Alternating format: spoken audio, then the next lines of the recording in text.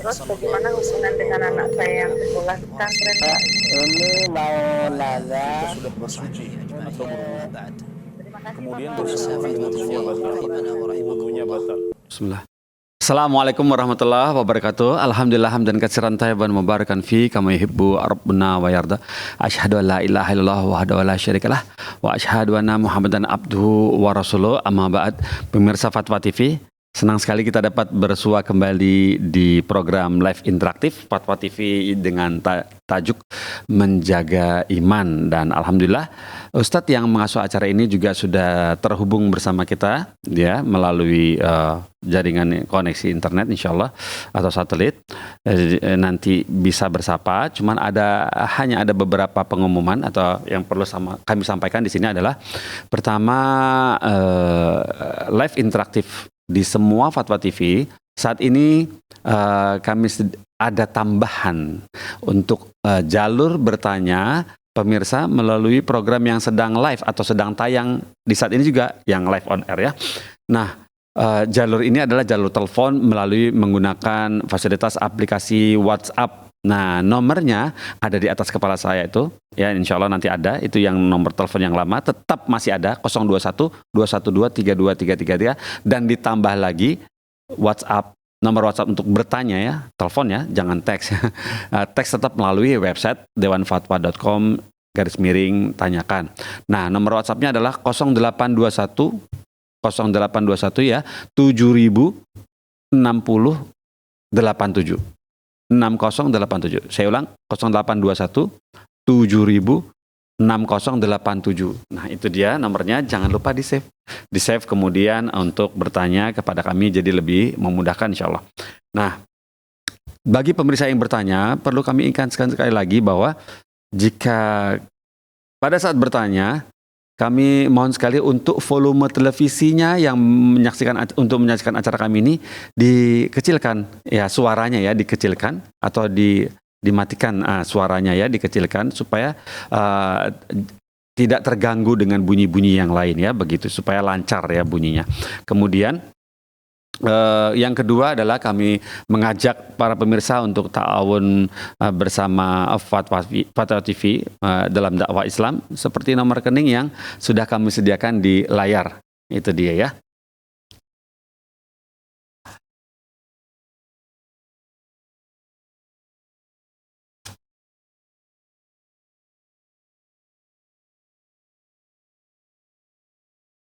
Alhamdulillah, itu dia nomor rekeningnya. Kami tunggu kabar baiknya. Nah, sekarang tidak berpanjang lebar lagi, kita sekarang sapa Ustadznya ya. Assalamualaikum warahmatullahi wabarakatuh, Dr. Iqbal Gunawan Hafizahullah Ta'ala. Apa kabar Ustadz? Alhamdulillah. Gimana kabar antum di Jakarta? Alhamdulillah, saya teman-teman yang di studio juga pemirsa Fatwa TV insyaallah sehat dan terbukti dengan pertanyaan masuk lumayan banyak. Selalu aja ada, Masya Allah banyak. Posisi sekarang pertanyaan pemirsanya tambah banyak kayaknya. Insya Allah, insya Allah. Pertanyaan yang masuk yang belum terjawab nih statusnya ada 11.000 Ustaz.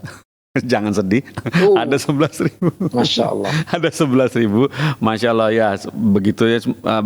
Ini menunjukkan insya Allah besarnya akhir-akhir ini minat dari masyarakat untuk mencari tahu lebih banyak insya Allah bagaimana hukum-hukum Allah itu ya, bagaimana belajar agama dengan baik insya Allah seperti itu. Alhamdulillah kami senang sekali. Kalau dulu sekitar 2-3 tahun lalu itu di sekitar 5.000 aja, tapi penambahan saat ini cukup besar, Ustaz. Udah 2 kali lipat lebih begitu. Barakallahu fikum Ustaz. Alhamdulillah. Dan untuk kami bersyukur pada kesempatan pagi ini kepada Allah, bersyukur sekali dan kemudian berterima kasih kepada antum yang sudah meluangkan waktunya di tengah kesibukan antum mengasuh pondok Urwah ya Ustaz ya. Urwah bin Zubair di Maros, Sulawesi Selatan. Barakallahu fikum. Dan antum masih sempat melayani pertanyaan yang masuk di dewanfatwa.com. Ustadz, seperti biasa Ustadz, dan ingin kami biasakan bahwa kami selalu meminta kepada antum untuk memberikan kami peringatan atau nasihat untuk kami semua, juga bagi para pemirsa. Semoga nasihat ini bermanfaat insya Allah buat kami semua. Tafadhol Ustadz. Bismillah walhamdulillah wassalatu wassalamu ala Rasulillah wa ala alihi wa sahbihi wa man walah wa la haula wa la quwata illa billah.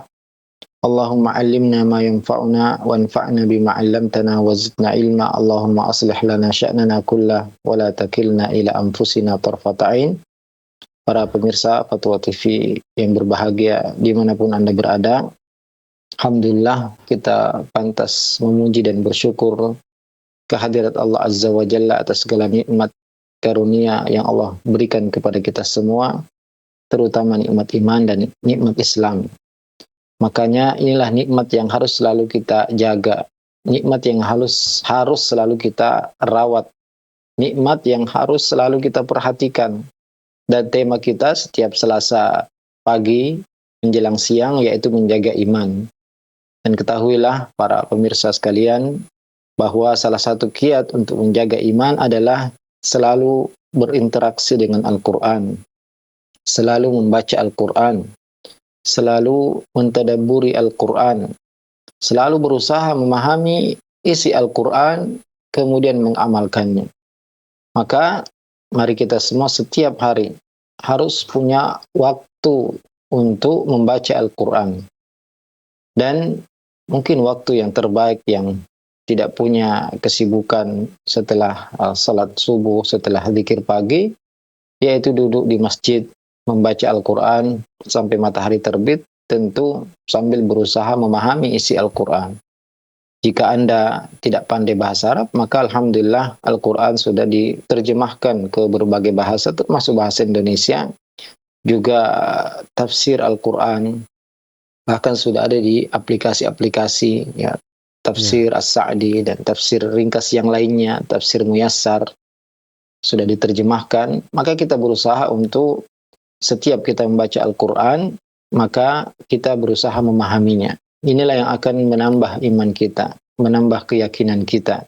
Kan tidak ada kitab yang lebih baik daripada Al-Quran. Al-Quran adalah firman Allah Azza wa Jalla, dan setiap kita membaca Al-Quran maka akan bertambah iman kita.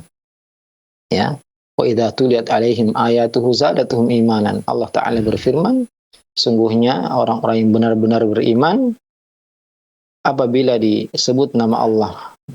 Innamal mu'minuna alladzina idza dzukirallahu wajilat qulubuhum. Sungguhnya orang-orang yang benar beriman yaitu apabila disebut nama Allah hati mereka takut. Wa idza tuliyat alaihim ayatuhu zadatuhum imanan. Apabila dibacakan ayat-ayat Al-Qur'an maka iman mereka bertambah. Maka cara kita untuk menjaga iman kita, merawat iman kita tentunya selain menjaga salat 5 waktu, menjaga zikir-zikir yang dikhususkan di waktu pagi, di waktu petang, sebelum tidur, bangun tidur, dan semua aktivitas kita, kita juga tidak boleh meninggalkan Al-Quran, karena Al-Quran adalah afdalul zikir, sebaik-baik zikir. Ya. Jadi harus, ya, pemirsa sekalian, kita punya waktu, ya siapapun, ya sesibuk apapun Anda, maka Anda harus menyiapkan waktu untuk membaca Al-Quran.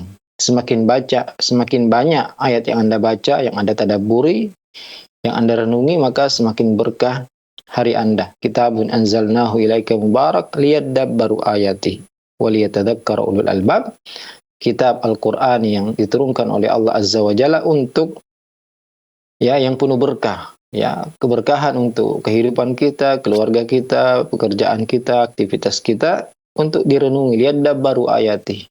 Ya. Jadi mari kita untuk selalu berusaha merenungi isi Al-Quran, dan tentunya tujuan utamanya adalah agar kita amalkan, praktekkan apa yang disebutkan dalam Al-Quran dari peringatan-peringatan, dari hukum-hukum, dari kabar-kabar yang kita harus benarkan. Karena barang siapa yang mengikuti Al-Quran, faman ittaba'a hudaya fala yadhillu wa la yashqa. Tidak akan tersesat, tidak akan sengsara. Jadi siapa yang ingin merasakan kehidupan bahagia, dia harus mengikuti petunjuk Al-Quran. Karena Allah sudah menjamin orang yang mengikuti Al-Quran tidak akan sengsara. Barakallahu fikum. Fiikum barakallahu Ustaz. Alhamdulillah, semoga kita bisa Allah berikan taufik untuk semuanya nih, saya terutama, untuk teman-teman juga pemirsa, diberikan taufik oleh Allah untuk bisa semakin mendekat kepada Quran, dan maksudnya Merutinkan. adalah merutinkan, mentadaburi, membaca tafsirnya, mengamalkan pelan-pelan satu Iya. persatu yang ketinggalan mulai gitu Ustaz ya. Barakallahu fikum Ustaz. Nah, bolehkah kita masuk pertanyaan yang pertama Ustaz nih dari website ini? Ya, silahkan. Baik, kita masuk dari pertanyaan-pertanyaan. Tapi pemirsa, kami tunggu telepon WhatsApp-nya 0821 821 ya 706087. Pertanyaan pertama dari Wahyudi. Bapak Wahyudi di Sulawesi Selatan. Nah, Sulawesi Selatan, Makassar Ustaz, di Makassar. Ini berkaitan dengan yang bulan Maret, insya Allah kita mulai ini bulan puasa, mulai ada pertanyaan puasa Ustaz ini. Jadi Assalamualaikum warahmatullahi wabarakatuh Ustaz. Izin bertanya, bagaimana cara istiqomah ibadah di bulan Ramadan dari awal hingga akhir? Kadang kita cuma semangat di awal puasa tapi kendor di akhir. Syukran jazakallah khairan gitu katanya. Waalaikumsalam warahmatullahi wabarakatuh. Ini pertanyaan sangat penting bagi kita semua, bagi pemirsa semua, dan semua yang mendengarkan acara kita ini. Karena insya Allah sebentar lagi, ya mungkin 2 bulan atau kurang, kita akan memasuki bulan suci Ramadan. Para salafus saleh dahulu 6 bulan sebelum Ramadan mereka berdoa agar disampaikan ke bulan Ramadan. Maka tentunya kita harus mempersiapkan dari sekarang. Bahkan sebelum saat ini pun kita sudah harus melatih diri kita untuk benar-benar nanti di bulan Ramadan kita berlomba-lomba dalam kebaikan, memperbanyak kebaikan. Ya, dari saat ini kita sudah mulai terutama menjaga salat 5 waktu kita bagi laki-laki berjamaah, menambah dengan salat sunat, bangun qiyamul lail, ya. Harus membiasakan dari saat ini, ya, tidak bangun hanya ketika adzan subuh atau bahkan setelah adzan, atau naudzubillah sampai terlambat salat subuhnya. Kemudian dari sekarang kita mulai merutinkan baca Al-Quran, ya. Kalau selama ini hanya setengah halaman, 1 halaman, kita tambah 1 lembar, 2 lembar, 3 lembar, dan setiap hari kita berusaha memperbanyak sehingga ketika sudah masuk bulan Ramadan kita sudah terbiasa dengan kebiasaan-kebiasaan baik tersebut. Di samping melatih diri kita sebelum masuk Ramadan, yang paling penting adalah berdoa kepada Allah Azza wa Jalla agar kita disampaikan kepada bulan Ramadan dan agar kita diberi taufik oleh Allah Subhanahu wa taala untuk qiyamul lail, ya, penuh di bulan Ramadan dan puasa penuh di bulan Ramadan. Ya, jadi perlu latihan, perlu membiasakan diri sebelum masuk bulan Ramadan. Adapun jika semangatnya ya baru ingin mulai ketika bulan Ramadan, ini yang membuat banyak di antara kita futur, ya, lemah, hanya semangat di awal tapi di akhir tidak semangat. Ya, jadi memang harus dilatih 2 bulan, 3 bulan, 4 bulan sebelumnya kita tambah porsi ibadah kita, porsi salat sunnah kita. Salat wajib jelas ya harus dijaga seterusnya. Porsi bacaan Al-Quran kita. Bahkan juga dipersiapkan, ya. Sebagian orang justru mungkin Ramadan dia paling sibuknya dengan bisnisnya, dengan jualannya, ya. Padahal seharusnya dipersiapkan juga semuanya. Termasuk bahkan yang bukan bisnis, ya, termasuk mungkin baju lebarannya bisa dipersiapkan sebelum Ramadan. Jangan sebelum terakhir baru nyari baju lebaran, baru beli gitu ini, ya, Ustaz, beli itu, sehingga tidak sempat untuk beribadah, tuh sibuk ya, dengan gitu ya. urusan-urusan yang seharusnya bisa didahulukan. Masya Allah. Nah, kemudian juga dibuat program, ya, target-target. Dan yang paling penting berdoa kepada Allah, juga berteman dengan orang-orang soleh. Ya, kalau perlu bergabung untuk iktikaf di masjid yang memang kegiatannya maksimal di situ. Ya, nah, itu semua kiat-kiat agar kita bisa mendapatkan ibadah yang maksimal di bulan Ramadan. Dan yang paling penting adalah banyak berdoa kepada Allah Azza wa Jalla, bertaubat dari semua maksiat, karena menghalangi seorang dari kebaikan adalah maksiat, ya. Jadi perbanyak istighfar, taubat kepada Allah Azza wa Jalla agar diberi taufik untuk beribadah kepada Allah di bulan Ramadan yang akan datang.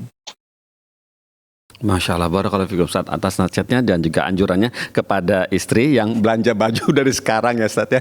Aduh, bahaya juga nih kalau kedengeran Bisa istri ya, saya. jadi sekarang sudah disiapkan semuanya. Jadi Oh, iya, begitu iya, iya. masuk Ramadan sudah siap semuanya. Ya. Jadi tidak terganggu ya, ibadah aja nggak jalan ke pasar ya Ustaz ya, nggak browsing-browsing. Benar. Iya. Barakallahu fikum Ustaz, Masya Allah, Iya. taiblah Ustaz.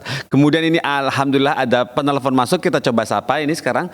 Assalamualaikum Fatwa TV, Ibu Umu Yodi ya. Salam Ya, di Pekanbaru. warahmatullahi wabarakatuh. Waalaikumsalam warahmatullahi wabarakatuh. Umu Yodi silakan. Umu Yodi ada yang bersampaikan ditanyakan untuk kepada Ustadz Iqbal, silakan.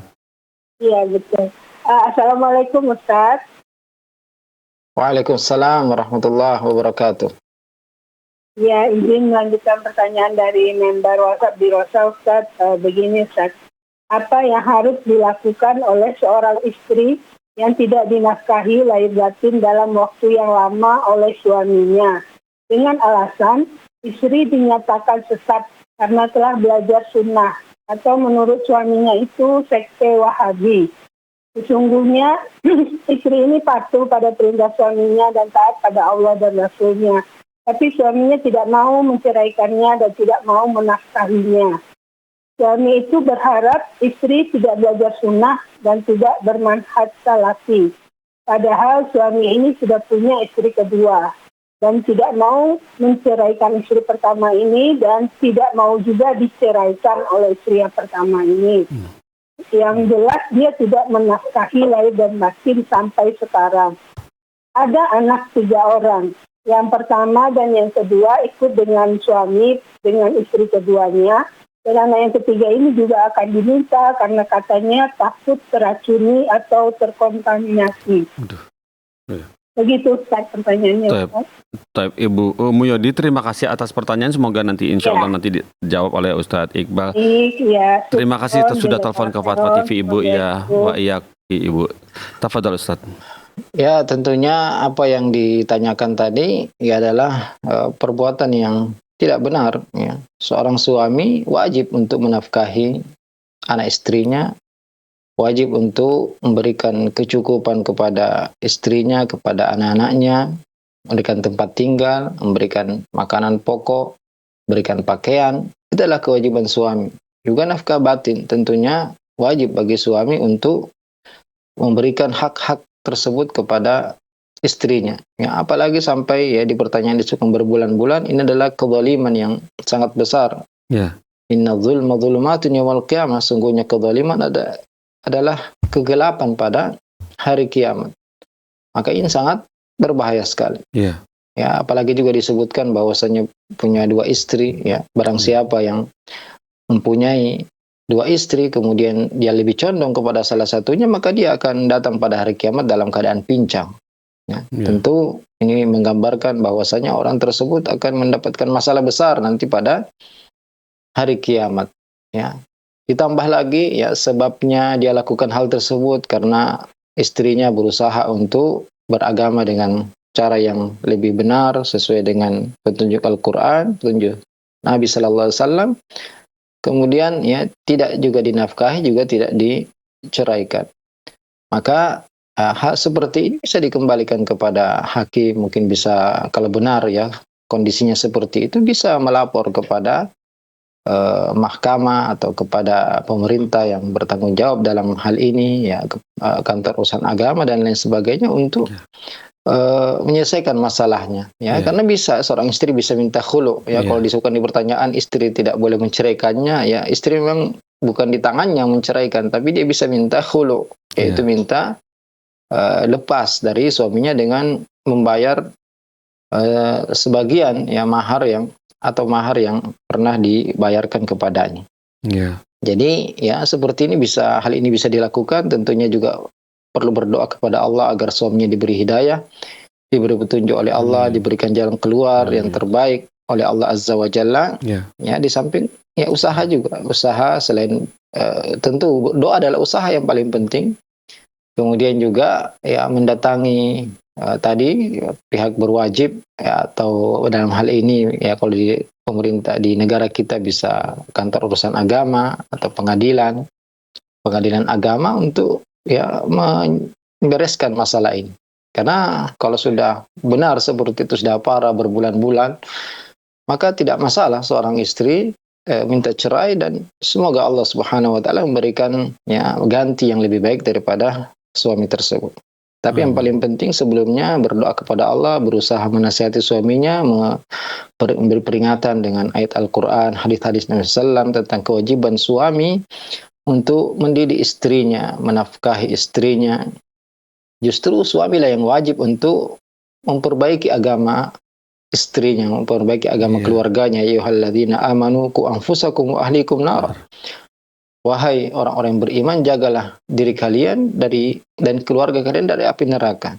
Kalau seperti ini justru semakin taat istri kepada agama, justru semakin dijauhi, semakin dizalimi, maka ya ini akan sangat berbahaya bagi suami tersebut jika tidak bertaubat kepada Allah Azza wa Jalla.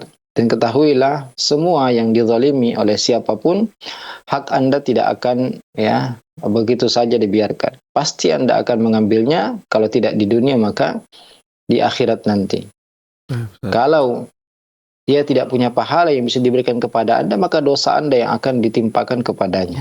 Maka tidak usah khawatir, karena semuanya akan kembali kepada kita semua. Justru di saat waktu yang paling kita butuhkan ya pahala tersebut, ya disitulah kita akan mendapatkannya. Yang penting kita bersabar kepada Allah Azza wa Jalla, terus mendoakan dan menempuh cara-cara yang dibenarkan, baik secara agama maupun secara hukum ya di negara kita. Semoga Allah Subhanahu wa taala memudahkan seluruh urusan kaum muslimin. Barakallahu fikum. Fikum barakallahu Ustaz, seperti itu ya. Semoga Allah mudahkan masalah yang bertanya tadi melalui Ibu Omu Yodi. Dan ini sudah masuk kembali telepon dari Sumatera Barat dengan nama Ibu Yanti. Coba kita sapa. Assalamualaikum Fatwa TV. Ya. Assalamualaikum Fatwa TV. Ya, Ibu Yanti di Sumatera Barat. Halo? Betul? Ya. Silakan ya. Ibu Yanti. Halo, Assalamualaikum. Waalaikumsalam warahmatullahi wabarakatuh, Ibu Yanti. Iya, silakan. Assalamualaikum. Waalaikumsalam, Ibu. Waalaikumsalam warahmatullahi. Ini Ustadz, jika junub menjelang tidur di malam hari, bagaimana tentang zikir-zikir yang ada ayat Al-Qur'annya seperti ayat kursi, surat Al-Ikhlas, Al-Falaq, dan An-Nas? Apakah masih boleh dibaca atau tidak, Ustadz? Syukran Ustadz. Assalamualaikum warahmatullahi wabarakatuh. Waalaikumsalam warahmatullahi wabarakatuh. Ya, pertanyaannya junub ketika tidur di malam hari, ya apakah boleh masih berzikir seperti itu? Ya, zikir masih dibolehkan, tapi tidak boleh membaca Al-Quran. Jadi yang ada Qur'annya seperti ayat kursi, Al-Falaq, An-Nas, Al-Ikhlas ini tidak dibaca kalau kondisi junub. Tapi zikir-zikir yang lain, Bismillahirrahmanirrahim, amutu wa ahya, subhanallah 33 kali, alhamdulillah 33 kali, Allahu akbar 33 kali. Dan semua zikir-zikir tidur yang lain yang banyak tetap dibaca kalau memang tidurnya dalam keadaan junub, ya, karena ini dibolehkan. Meskipun yang lebih baik adalah mandi sebelum tidur atau minimal meringankan junub dengan berwudu, ya. Tapi wudu itu juga tidak mengangkat junub. Jadi tetap membaca zikir, kecuali zikir-zikir yang bersumber dari Al-Quran, seperti yang disebutkan tadi, tidak dibaca. Barakallah. Ini wanita mungkin sedang haid atau nifas, begitu bisa jadi ya Ustaz ya, atau seperti itu. Barakallahu fikum. Kalau sedang haid masih boleh, masih boleh. Masih boleh, yang penting tidak menyentuh. Kalau junub, ini yang meskipun tidak menyentuh Al-Quran juga tidak dibaca. Tapi zikir masih dibolehkan. Zikir masih dibolehkan selain Al-Quran. Termasuk nifas masih dibolehkan. Kalau haid, kalau haid nifas yang dilarang hanya menyentuh Al-Quran. Hanya menyentuh. Jadi kalau Al-Quran dalam handphone dibolehkan. Al-Quran dalam handphone boleh. Kalau haid boleh. Yang tidak boleh junub. Iya, siap. Taib Ustaz, barakallahu fikum Ustaz. Jadi seperti itu jawaban dari Ustaz. Semoga Ibu Yanti di Sumatera Barat bisa paham ya Bu ya. Terima kasih sudah telepon ke Fatwa TV. Dan ini, apakah ada telepon masuk? Kita lanjut dari website sekarang. Pertanyaan dari hamba Allah di Tangerang, Banten, begini bunyinya. Assalamualaikum warahmatullahi wabarakatuh Ustaz. Saya akhwat menikah dengan pria mualaf. Saya seorang akhwat menikah dengan pria mualaf. pria tersebut masuk Islam sudah 20 tahun. Tetapi akhirnya dia meninggalkan Islam di awal tahun baru 2024 ini. Apa yang harus saya lakukan, Ustadz? Dia bilang dia sih masih sayang sama saya. Tapi apakah kami sudah resmi bercerai dengan kondisi seperti ini secara Islam, meskipun tidak ada talak di antara kami? Lantas apakah saya boleh menunggu dia sampai masuk Islam sembari meyakinkan kembali dia untuk masuk agama Islam? Kami saat ini kondisinya tidak tinggal serumah. Apa yang sebaiknya saya lakukan? Jazakallah khairan. Ya, waalaikumsalam warahmatullahi wabarakatuh. Ya, mu'allaf itu orang yang belum masuk Islam atau mungkin baru masuk Islam. Kalau sudah 20 tahun, ya seharusnya bukan mu'allaf lagi. Ya. Tapi qadarullah, semoga Allah Subhanahu wa taala memberikan dia petunjuk untuk kembali kepada agama Islam, karena sungguh ya sangat disayangkan sekali ketika sudah 20 tahun dalam Islam ternyata kembali lagi kepada kekufuran. Ini tentunya ya mungkin juga peringatan bagi yang bertanya, ya karena kurangnya dia memperdalam ilmu agama. Ya mungkin ketika dia masuk Islam kurang mempelajari tentang keindahan Islam, tentang hukum-hukum Islam, tentang masalah sholat, mungkin kurang dijaga. Ya walaupun ini semua ya tidak ada jaminan bahwasanya seorang itu tidak mungkin keluar dari Islam meskipun dia orang yang taat beragama. Makanya doa yang paling banyak dibaca oleh Nabi sallallahu alaihi wasallam, ya muqallibal qulub tsabbit qalbi ala dinik. Wahai yang membolak-balikkan hati, tetapkanlah hatiku di atas agamamu. Jadi tentu yang perlu dilakukan oleh yang bertanya adalah berdoa kepada Allah Azza wa Jalla agar suaminya kembali kepada Islam. Dan tentunya ya seorang suami yang non muslim tidak boleh menjadi istri bagi wanita muslimah. Maka otomatis ya terlepas hubungan suami istrinya jika dia murtad. Tapi ya jika dia segera kembali sebelum masa iddahnya berakhir, maka tidak perlu untuk akad baru.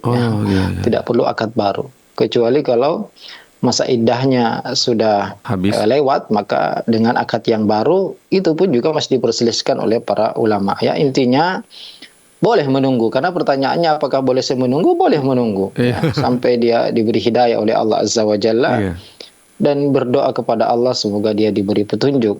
Ya, mudah-mudahan sebelum masa iddah berakhir dia sudah kembali, maka tidak perlu akad yang baru. Tapi kalau sudah selesai maka tetap dengan akad yang baru, dan ya selama dia tidak menikah dengan, artinya dia boleh menikah nanti setelah masa iddahnya berakhir, dia boleh menikah. Tapi kalau dia ingin menunggu ya sampai suaminya taubat dengan berdoa, dengan mengajaknya kembali kepada Islam, maka dia ya boleh menunggu dan dengan akad yang baru lagi.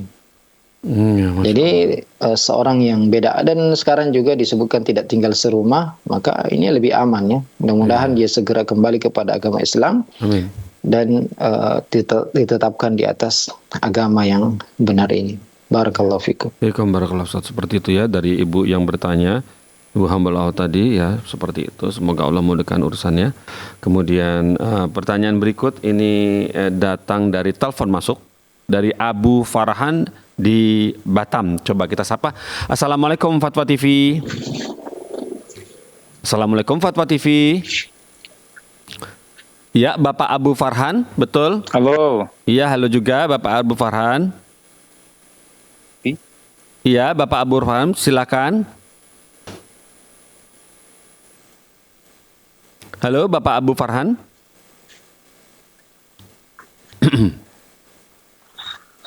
Silakan disampaikan Bapak. Halo, Assalamualaikum. Waalaikumsalam warahmatullahi wabarakatuh Bapak. Halo. Halo, Assalamualaikum. Assalamualaikum. Ya, ini dari Abu Farhan di Batam, Ustaz. Ya, silahkan. Ya, syukron. Jazakallahu khair. Ini Ustaz tentang larangan mengambil ujian paket A, B, C itu mohon penjelasannya Ustaz. Anak kami kan sekolah di rumah tahfiz SMP, jadi belajarnya cuma 1 tahun, kelas 3, belajar umum gitu maksudnya. Iya. Halo. Lanjut Bapak, lanjut. Halo Ustaz. Ya, dengar ya. Oh, bisa dipahami Ustaz ya? Ya, Sudah Bapak? Syukron, jazakumullah khairan. Iya. Assalamualaikum. Oh begitu. Afan. Oh iya. Waalaikumsalam warahmatullahi wabarakatuh. Terima kasih sudah telepon ke Fatwa TV. ya dalam di negara kita ini memang ada istilah paket A, paket B, paket C, Iya. yaitu istilahkan dengan PKBM. Ya. Yang belajarnya di waktu-waktu tertentu saja, dan ini solusi dari pemerintah kita untuk mungkin yang tidak sekolah secara formal, sehingga mengambil paket tersebut. Insya Allah selama dia memenuhi apa yang disyaratkan sebagai syarat ikut ujian paket A dengan mempelajari pelajaran tertentu ini ya, kemudian dia ikut ujian dan lulus, maka insya Allah tidak mengapa untuk melakukan hal tersebut. Ya begitu Ustadz, barakallahu fikum. Seperti sebenarnya Bapak Abu Farhan Nadi, semoga bisa pahami apa yang sudah disampaikan oleh Ustadz Iqbal. Dan apakah ada telepon masuk lagi teman-teman? Ada ya? Kita coba sapa. Assalamualaikum Fatwa TV. Halo, assalamualaikum. Ya. Coba kita sapa. Assalamualaikum Fatwa TV. Assalamualaikum. Waalaikumsalam warahmatullahi wabarakatuh. Waalaikumsalam warahmatullahi wabarakatuh. Oh iya. Ini Ustaz, enak izin bertanya. Ketika itu kan ada sholat, amalan sholat sunnah ketika kita keluar dari rumah maupun masuk rumah. Jadi amalan yang pertama itu sholat sunnah dulu. Nah sekarang gimana seandainya saya udah sholat asar berjamaah di masjid, mau masuk ke rumah, apakah itu boleh dilakukan enggak gitu? Itu Ustaz. Ya, wallahu alam ya tentang sunnah setiap keluar rumah berdoa bukan sholat ya. Tapi setiap masuk masjid mungkin. Sholat dan jadi ketika kita keluar rumah, amalan yang terakhir itu kan kita disuruh sholat dulu. Nah begitu pun ketika kita masuk ke dalam rumah gitu, itu baik dari safar dari mana aja gitu kan. Ketika kita safar, ketika kita safar, maka dianjurkan untuk singgah di masjid, sholat 2 rakaat di masjid kampung kita ya, sebelum masuk ke rumah. Adapun ketika Anda masuk rumah di waktu terlarang, ya Allah alam, saya tidak tahu apakah setiap ada betul sunnahnya, ada hadisnya setiap masuk rumah kita sholat. Wallahu alam, antum mungkin punya sumber yang bisa disebutkan. Ya, masuk rumah kita memberi salam. Ya, kalau masuk masjid kita dakhal ahadukum masjid fala yajlis hatta yusalli raka'atain. Waktu itu gimana dengar dari Ustaz Arifin Badri. Kalau itu waktu itu Anda pernah dengar dari Dr. Arifin Badri itu mengenai sholat sunnah itu tadi. Setiap masuk rumah. Setiap masuk rumah maupun ketika kita hendak keluar rumah gitu tadi. Gitu. Ya mungkin bisa ditanyakan ke beliau ya di live interaktif. Ketika terus diklarifikasi lagi ke beliau pertanyaan ini ya. Untuk mengenai sholat sunnah ya. Syukran atas infonya. Terima kasih. Waalaikumsalam warahmatullahi wabarakatuh. Terima kasih sudah telepon ke Fatwa TV ya Bapak ya. Alhamdulillah seperti itu ya jawaban dari antum. Kemudian bisa ditelepon untuk menjawab sholat sunnah insya Allah hari Kamis pagi atau Kamis sore dengan Ustadz Sofyan, Kamis pagi dengan Ustadz Haikal, atau dengan Ustadz Anas Burhanuddin hari Rabu jam 4 sore ya begitu ya. Kemudian coba kita masuk lagi dari website, yaitu pertanyaan datang dari Ibu Siti. Ibu Siti di Aceh, Kabupaten Gayo Luwes di Indonesia. Begini bunyinya. Bismillah, izin bertanya ya Ustadz, apa hukumnya orang yang pecandu rokok tetapi ahli ibadah? Syukran Ustadz, jazakallah khairan. Ya tentunya ada orang-orang tertentu yang diberi ujian oleh Allah Azza wa Jalla untuk tidak kesulit untuk meninggalkan apa yang dilarang oleh Allah Azza wa Jalla meskipun dia giat beribadah kepada Allah Azza wa Jalla. Ya, jadi merokok itu bukan pembatal sholat ya, artinya orang yang merokok bukan berarti sholatnya tidak diterima ya. Yang membatalkan ibadah hanyalah kesyirikan atau salat yang membatalkan ada riya, ya. Iya. Adapun kecanduan rokok, maka bisa jadi ya kita tidak tahu apakah dia tidak tahu hukumnya. Ya ini perlu dijelaskan kepadanya. Ya mungkin dia menyangka bahwasanya rokok itu boleh, ya, tidak ada larangannya, tidak termasuk khamar, ya. Padahal memang sempat diperselisihkan para ulama ketika pertama kali muncul, ya. Tapi saat ini saya tidak tahu ada ulama yang bolehkan, karena ya ulama muktabar, karena kita ketahui jelas sekali, bahkan rokok sendiri, ya, mengakui dalam kemasan rokoknya bahwasanya rokok dapat menimbulkan, ya, menyebabkan kanker, gangguan kehamilan, dan penyakit-penyakit berbahaya lainnya. Bahkan dalam iklan rokok jelas rokok membunuhmu. Padahal Allah berfirman, wala taqtulu anfusakum, jangan kalian ya bunuh diri kalian. Juga wala tulqu bi'aidikum ila tahlukah, janganlah kalian menjatuhkan diri kalian kepada kebinasaan. Juga wa yuharrimu alaikumul khaba'ith, dalam Al-Qur'an Allah mengharamkan semua yang keji, ya, dan insyaallah kita semua sepakat, bahkan perokok pun mengatakan ya ini tidak baik, ya. Makanya kebanyakan mayoritas perokok mereka tidak membolehkan anak-anaknya untuk merokok. Ya, maka orang yang demikian, ya insya Allah ibadahnya tetap diterima, salatnya kalau dia rajin puasa, rajin salat sunat, rajin ibadah-ibadah yang lain, insya Allah tetap diterima. Dan dia ya terhitung berdosa karena merokok jika dia mengetahui hukumnya haram dan berbahaya juga bagi kesehatannya. Semoga Allah Subhanahu wa taala memudahkan dia untuk meninggalkan kebiasaan tersebut dan diberi petunjuk oleh Allah untuk bertobat dari kebiasaan buruk merokok tadi. Karena rokok ini bukan hanya membahayakan diri sendiri, tapi membahayakan orang-orang yang berada di sekitarnya, menghisap bau rokok tersebut atau asap rokoknya. Iya. Barakallahu fikum, seperti itu Ustaz ya. Semoga Allah berikan taufik ya Ustaz ya buat mereka para perokok untuk berhenti merokok gitu ya. Uangnya untuk disumbangkan saja buat fakir miskin gitu Ustaz ya. Bisa bayar fidyah itu satu hari 25.000, kok mahal sekarang rokok itu. Iya mahal sekarang. Baiklah Ustaz, pertanyaan berikut kita datang dari Safana Rojab di Kabupaten Bondowoso, Jawa Timur. Begini bunyinya. Bismillah, assalamualaikum Ustadz. Akhir-akhir ini sedang marak tentang milad Fatimah. Bahkan banyak orang yang bersolawat khusus untuk Fatimah radhiyallahu anha. Nah, apakah ini termasuk bid'ah ya Ustadz? Atau ini adalah salah satu ajaran Syiah? Mohon penjelasannya Ustadz. Jazakumullah khairan wa barakallahu fikum. Waalaikumsalam warahmatullahi wabarakatuh. Ya, semua milad-milad itu tidak pernah dirayakan oleh Nabi sallallahu alaihi wasallam, tidak pernah dirayakan oleh para sahabat, para khulafaur rasyidin, para salafus saleh, para tabi'in, tabi'ut tabi'in. Mereka tidak pernah merayakan kelahiran Nabi siapa atau kelahiran sahabat siapa, ya, juga kematiannya tidak ada perayaan tertentu. Maka ya mau milad Fatimah atau milad Husain atau milad siapa saja, maka tidak boleh kita merayakan hari-hari kelahiran siapapun, karena itu bukan bagian dari syariat kita. Itu adalah kebiasaan orang-orang Nasrani yang mereka merayakan kelahiran Nabi Isa alaihissalam.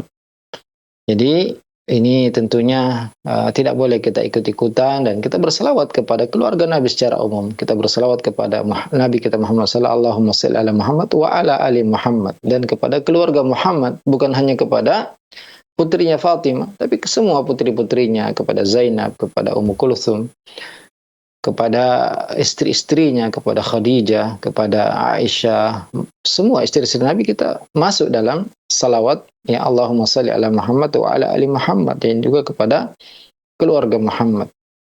Jadi tentunya tidak benar ya, dan bisa jadi mungkin bersumber dari ajaran Syiah yang mereka hanya ya mengutamakan keluarga Ali, keluarga Fatimah, Husain, dan seterusnya ke bawah. Nah, ini perlu kita waspada dari ajaran seperti ini, karena mereka adalah pembenci para sahabat, bahkan mereka mengkafirkan para sahabat radhiyallahu taala anhum. Nah, jadi bukan bagian dari ajaran agama kita merayakan kelahiran siapapun, kelahiran Nabi, kelahiran sahabat, anak-anak Nabi. Itu bukan bagian dari ajaran kita, dan Aisyah radhiyallahu anha meriwayatkan, "Man amila amalan laysa alaihi amruna fahuwa rad." Siapa yang melakukan amalan yang tidak ada perintahnya dari Nabi sallallahu alaihi wasallam, maka amalan tersebut tertolak, ya. Jadi kita tinggalkan dan tidak mengikuti, ya, hal-hal yang demikian. Ya. Barakallahu fikum Ustaz, seperti itu ya jawaban antum ya. Jadi berhati-hati dengan kondisi yang trending begitu ya, terutama yang mengarah-arah seperti itu. trending. Ya. Berikutnya Ustaz, pertanyaan dari Ibu Yolanda ini di Jawa Timur, Malang, Kota Malang, Jawa Timur. Assalamualaikum warahmatullahi wabarakatuh. Ustaz, izin bertanya Ustaz, bagaimana sebaiknya menyikapi tentang kegiatan bid'ah yang masih dilakukan oleh saudara? Bolehkah ikut membantu memasak tapi tidak mengikuti acaranya, dengan hati mengingkari kegiatan tersebut, tapi berniat hanya untuk menjaga silaturahim? Mohon nasihatnya, jazakallahu khairan. Ya, ini memang ya kita di lingkungan kita masih banyak kegiatan-kegiatan yang tidak ada sumbernya dari ajaran agama kita, maka kita perlu bersabar tentunya. Kita perlu terus belajar. Kita harus berdakwah dengan hikmah, dan kita bersyukur kepada Allah jika kita sudah mengetahui bahwasanya ya hal-hal jika tidak diperintahkan bahkan dilarang oleh Nabi kita alaihi salatu wassalam, dan hanya akan mempersulit kita dalam beragama ketika kita buat hal-hal yang baru. Karena yang ada saja, ya, syariat yang ada saja masih banyak yang belum kita bisa laksanakan dengan baik, ya. Apalagi jika ditambah lagi dengan ya kegiatan-kegiatan yang ya setiap tahun mungkin ada saja yang baru, ya. Setiap orang ingin menganggap sesuatu itu baik, dibuat lagi, maka akan merepotkan kita dalam beragama. Maka tentunya tidak boleh kita untuk ikut serta, bahkan sekedar ikut memasak, ya, menghadiri, ya, meramaikan, mengingkari dalam hati tidak cukup, ya. Kita tidak boleh sama sekali untuk mendukung acara-acara tersebut, ya. Maka tidak, ya, termasuk ikut memasak juga tidak diperbolehkan. Ya, tentu semakin besar, ya, andil kita dalam acara tersebut, semakin besar dosanya. Semakin sedikit, semakin kecil, tapi itu juga terlarang, ya. Jadi kita berusaha untuk tetap menjaga silaturahim, saling berkunjung, beri hadiah, ketika sakit kita kunjungi, ketika ada acara kita hadir, kita bantu ketika kesulitan. Itulah cara kita bersilaturahim dengan benar. Bukan dengan ya mengaminkan, menghadiri ya acara-acara yang tidak ada perintahnya dalam agama kita, tidak ada syariatnya, ya, karena nanti akan semakin sulit bagi kita untuk mengingkari, ya. Jadi kita berusaha untuk menyampaikan bahwasanya ini tidak ada anjurannya, tidak ada perintahnya, dan agama itu harus dibangun di atas dalil dari Al-Quran dan Sunnah Nabi Sallallahu Alaihi Wasallam. Barakallahu fikum Ustaz, atas jawabannya lengkap ya. Berikutnya ini pertanyaan datang dari Didik Setiawan. Dari Didik Setiawan di Tuban, Kabupaten Tuban, Jawa Timur, begini bunyinya. Assalamualaikum warahmatullahi wabarakatuh. Afwan Ustaz, bagaimana hukumnya umroh berkali-kali dalam satu perjalanan Ustaz, seperti yang biasa dipraktekkan jamaah Indonesia? Setelah mikot di Bir Ali, kemudian umroh dan sampai atau menginap di Mekah. Selanjutnya hari berikutnya di Mekah akan keluar dan ambil mikot lagi untuk umrah yang kedua dan seterusnya. Mohon nasihatnya, jazakallahu khairan. Ya, ini pernah dibahas di dalam fatwa. Kebetulan saya sendiri yang ditugaskan waktu Masya itu. Allah. Ya, meskipun fatwanya belum dikeluarkan, Pak Bongki, Iya, ya. belum. Karena memang masih ada ya tarik ulur di antara anggota Dewan Fatwa. Ya, pada intinya tidak pernah dilakukan oleh Nabi alaihi salatu wassalam melakukan umroh berkali-kali dalam satu perjalanan, ya. Nabi alaihi salatu wassalam semua umrohnya itu dari luar kota Mekah, ya. Kemudian masuk, kemudian umroh, dan tidak melakukan hal tersebut pergi ke Tan'im atau ke Ji'ranah atau ke Arafah, ya, karena penduduk Mekah jika ingin umroh dia harus keluar dari tanah haram, ya, dan tanah halal terdekat adalah ya tadi yang kita sebutkan Tan'im, Ji'ranah dan Arafah. Ya, ini semua adalah tanah halal yang mana jika penduduk Mekah ingin umrah maka keluar ke tanah halal dulu kemudian masuk ke tanah haram. Adapun kita yang berada ya di luar kota Mekah jauh, ketika kita datang umroh, maka yang lebih dekat dengan sunnah Nabi SAW adalah satu perjalanan, satu umroh. Selebihnya jika kita ingin tawaf ya berkali-kali setiap hari, 2 kali sehari, maka diperbolehkan. Karena tidak ada ibadah tawaf yang bisa kita kerjakan selain di kota Mekah, selain di Ka'bah ya. Maka kita bisa memperbanyak tawaf, bukan memperbanyak umroh ya, dengan keluar ke tanah halal kemudian ihram lagi, karena ini jaraknya sangat dekat. Meskipun ada ulama yang bolehkan, tapi insya Allah pendapat yang lebih kuat adalah tidak melakukan umroh lebih dari sekali dalam satu perjalanan. Ya. Jadi cukup sekali umroh saja, kemudian nanti lagi, apalagi dianjurkan bagi laki-laki untuk mencukur habis rambutnya ya. Kalau dia baru umroh lagi baru kemarin, maka bagaimana dia mau mencukur rambut lagi? Udah habis. Iya. Iya, jadi ya, sebagian ulama juga mengatakan ya sampai menghitamlah rambutnya minimal ya, Iya. mungkin sebulan atau Iya. kurang, nggak masalah 10 hari ya. Iya. Tapi kalau dalam umroh mungkin cuma 4 hari 5 hari di Mekah, umrohnya juga 5 kali, maka ini ya terlalu dekat. Dan yang lebih baik dia lakukan adalah memperbanyak tawaf ya, tawaf sunnah, Iya. bukan mengulang-ulang umrohnya. Barakallahu fikum. Fiikum barakallahu Ustaz, seperti itu ya, memperbanyak tawaf sunnah ya. Itu yang Sunnah, disarankan. iya. Iya, tawaf sunnah, Masya Allah, barakallahu fikum. Kemudian pertanyaan berikut ini datang dari, apakah ada telepon masuk teman-teman? Coba kita cek. Apa telepon masuk? Ya, kita nantikan sesaat teleponnya. Baik, dari Bapak hamba Allah di Cikarang. Coba kita sapa. Oh, Ibu ya, Ibu hamba Allah di Cikarang. Kita sapa. Assalamualaikum Fatwa TV. Halo, assalamualaikum. Waalaikumsalam warahmatullahi wabarakatuh, Ibu. Silakan Ibu, ada yang mau ditanyakan untuk Ustadz Iqbal? Silakan. Waalaikumsalam warahmatullahi. Silakan Ibu. Iya.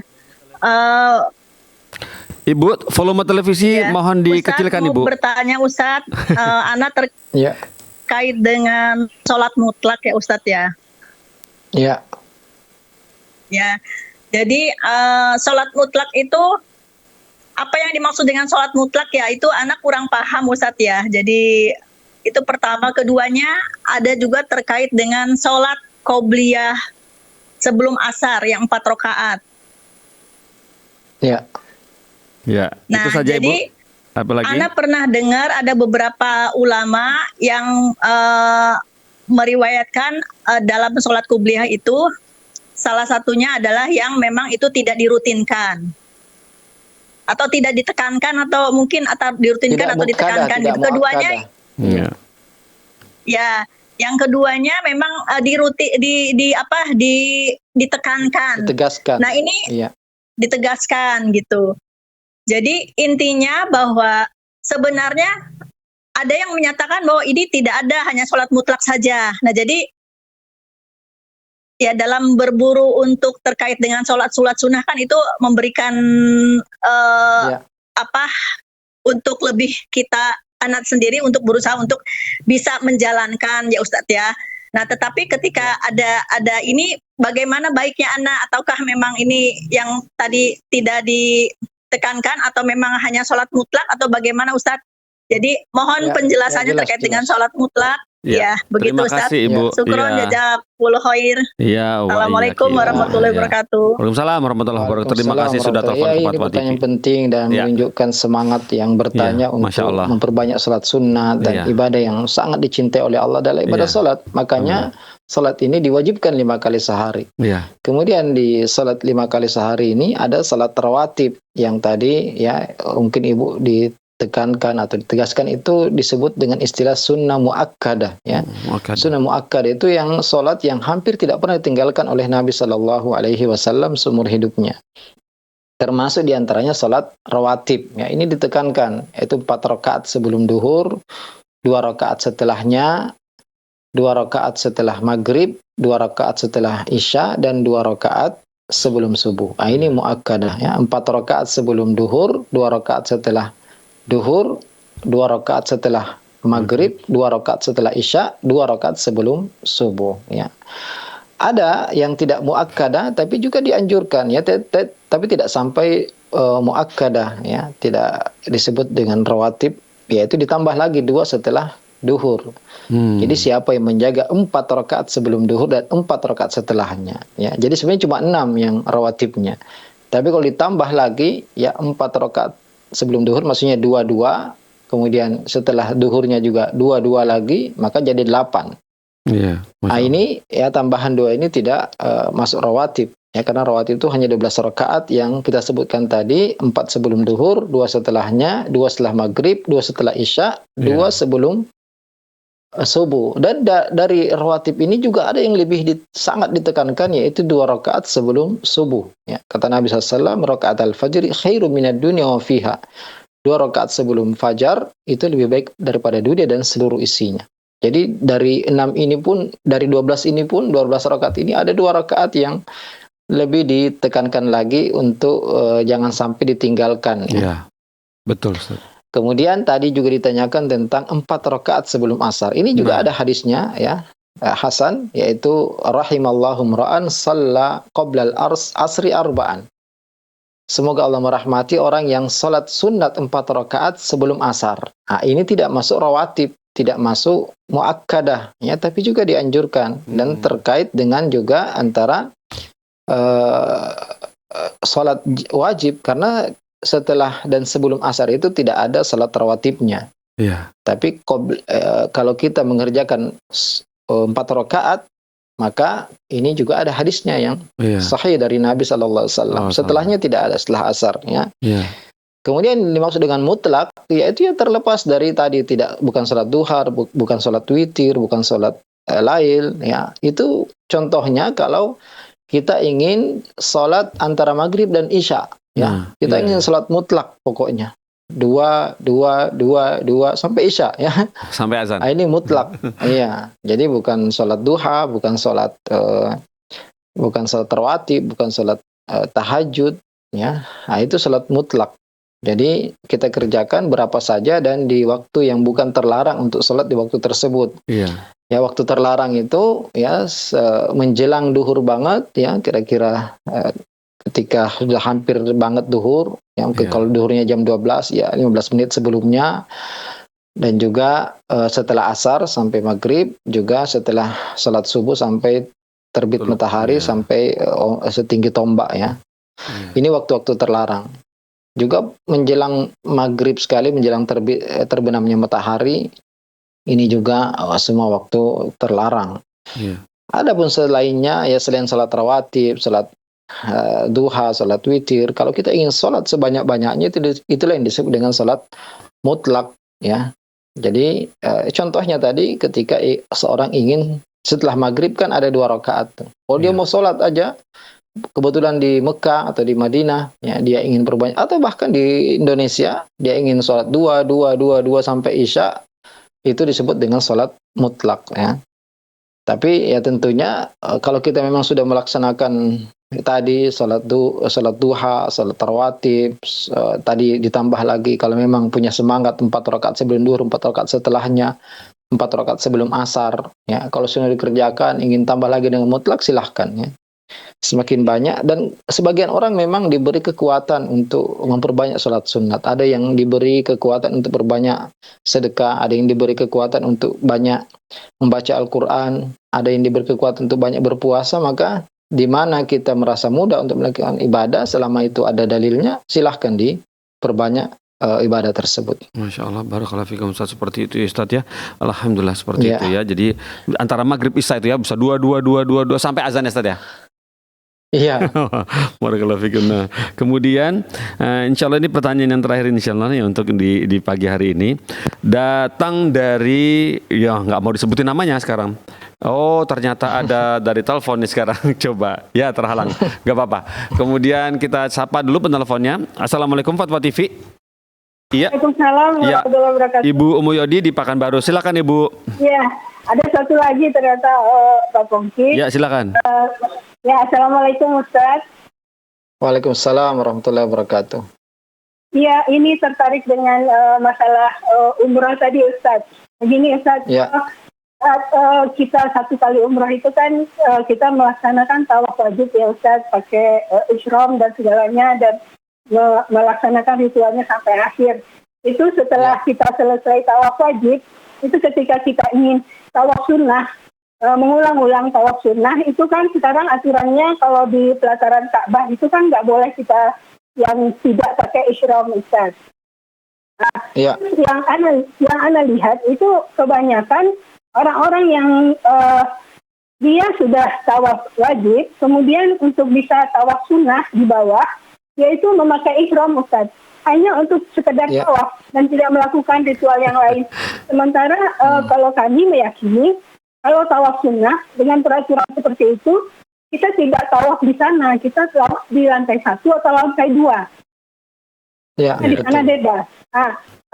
Tapi yang jadi pertanyaan, mereka menganggap itu boleh katanya, dan Ustadz pembimbingnya juga tidak mensosialisasikan atau tidak melarang katanya.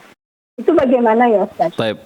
Terima kasih Umu Yodi sudah telepon ke Fatwa TV. Jadi ya itu tawaf sunnah itu setelah kita selesai umroh, setelah sa'i, setelah tahallul, setelah kita ganti baju, ya kemudian kita ingin tawaf sunnah lagi, maka peraturan ini baru beberapa tahun terakhir diterapkan, yang ingin tawaf di sekitar Ka'bah hanya yang memakai pakaian ihram. Bagi laki-laki, bagi wanita alhamdulillah mereka bebas kapan saja bisa masuk karena mereka ya tidak seperti laki-laki yang harus pakaian ihram. Jadi bagi laki-laki tentunya ya dalam rangka mentaati aturan yang diterapkan oleh pemerintah Arab Saudi yang hanya membolehkan orang yang ingin tawaf wajib saja, menggunakan ihram saja yang bisa masuk ke pelataran Ka'bah, maka kita berusaha mengikuti aturan tersebut, karena setiap kita masuk ke sebuah negara pasti ada aturan-aturan yang mereka terapkan di negara tersebut yang harus kita taati. Dan Allah Ta'ala berfirman, ya ayyuhalladzina amanu awfu bil uqud, wahai orang yang beriman, penuhilah akad-akad kalian, janji kalian. Maka sebagaimana kita mentaati peraturan yang lain di Arab Saudi yang itu terkait dengan kelancaran penyelenggaraan ibadah umroh, termasuk juga masuk ke Raudhah yang peraturan baru yang saya dengar hanya sekali setahun, itu semua kita berusaha untuk mentaati dengan baik ya, supaya benar-benar ibadah ini berjalan dengan sesuai dengan apa yang diinginkan. Jadi sangat mudah insya Allah ya, tidak harus kita dekat ke Ka'bah, kita bisa tawaf di lantai 2, lantai 1, dan justru semakin banyak insya Allah langkah kita karena semakin panjang, dan alhamdulillah ya ketika kita melakukannya dengan senang hati maka terasa ringan ya. Terasa ringan meskipun jaraknya lebih jauh ya, meskipun tidak nempel ke Ka'bah, karena memang sebenarnya tidak ada bagian Ka'bah yang disunnahkan untuk disentuh kecuali Rukun Yamani dan Hajar Aswad. Itu pun ya dalam kondisi seperti saat ini sangat sulit sekali. Hanya akan membahayakan kita, terutama wanita, maka tidak perlu kita bersusah payah. Memang sebenarnya semakin dekat ke Ka'bah jika mudah itu lebih baik. Tapi ketika aturannya tidak memperbolehkan ya, supaya ibadah kita juga lebih sempurna, kita juga membantu pemerintah Arab Saudi sebagai penyelenggara ibadah haji yang membuat aturan seperti itu, kita taati dengan baik. Semoga pahala yang kita bawa ketika kita kembali lebih sempurna. Barakallahu fikum. Barakallahu Ustaz. Alhamdulillah seperti itu ya Ustaz, dan dari antum untuk yang seputar ibadah di Masjidil Haram. Alhamdulillah Ustaz, dengan jawaban antum kepada Umu Yodi mentuntaskan sementara di acara pagi hari ini Ustaz. Alhamdulillah banyak sekali sudah antum layani beberapa pertanyaan di website dan juga penelpon yang cukup banyak. Banyak sekali nama-nama baru masuk di telepon tadi. Alhamdulillah Ustaz. Barakallahu fikum. Tapi kebanyakan dari Sumatera Pak. Iya nih, antum mau dari mana? Penelpon kita dari Bali. Masya Allah. Insya Allah nanti ada. Masya Allah. Barakallahu fikum ya, begitu. Mungkin aksesnya yang promonya di sana gencar mungkin. Barakallahu fikum Ustaz. Alhamdulillah. Dari Sumatera ya, benar juga. Saya baru kepikir Ustaz. Sumatera Barat itu ya, Pekanbaru gitu, Masya Allah. Iya. Dari Maros belum nih Ustaz? Dari Maros. Dari Maros. Iya. Oh, dari Maros ngapain telepon? Langsung ke tempat antum aja. Ya. Barakallahu fikum Ustaz atas kesediaan antum meluangkan waktunya untuk kami semua di sini di tengah kesibukan antum. Boleh kami tutup acaranya Ustadz? Ya, silakan. Alhamdulillah, semoga Allah memberkahi ilmu yang dititipkan kepada antum. Pemirsa Fatwa TV, alhamdulillah tuntas sudah acara kita di pagi hari ini. Masih pagi ya, mendekati jam 11 ini. Kita tutup dengan kafaratul majlis. Subhanakallahumma wa bihamdik asyhadu an la ilaha illa anta astaghfiruka wa atubu ilaika. Wassalamualaikum warahmatullahi wabarakatuh. Terus bagaimana hubungan dengan anak saya yang sekolah pesantren? Ini mau nanya Sudah bersuci atau berwudu?